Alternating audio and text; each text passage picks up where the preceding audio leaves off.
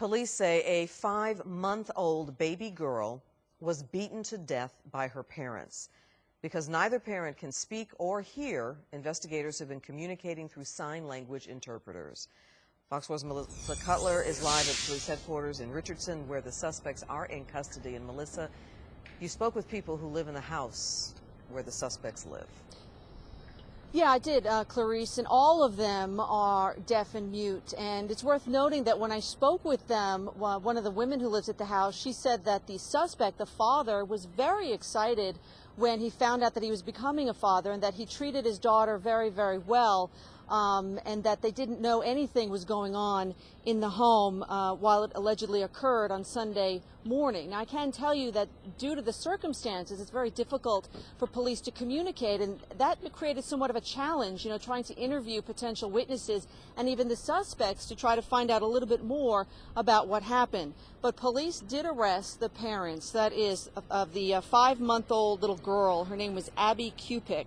The father, 35-year-old Hector Cupic Quiñones, and his wife, 37-year-old Maria Zunga, are behind bars. According to police, early Sunday morning, the baby wasn't breathing. Police were called to the home in the 1100 block of Shady Glen Circle, and they noted signs of abuse on the child. She was taken to a local hospital where she died. Several injuries that didn't line up with what they were being told. And with those numerous injuries, it showed a pattern of abuse and not just one type incident that had taken place. According to an arrest warrant affidavit, Quiñones, quote, shook the baby, then hit the back of her head on the counter multiple times.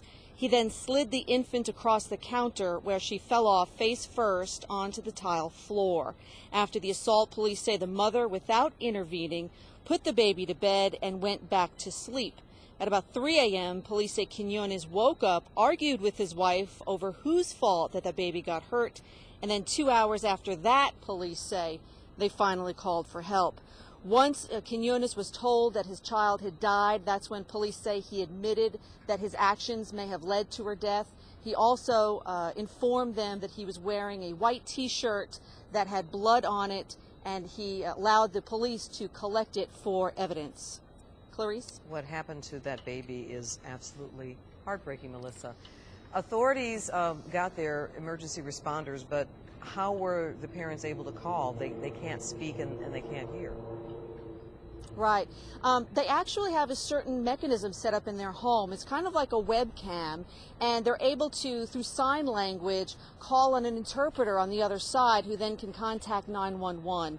So they did have the opportunity to call, but again, it was late in the morning but by the time they did, and they used a certain webcam, new technology, in order to make that call. Melissa Cutler reporting live.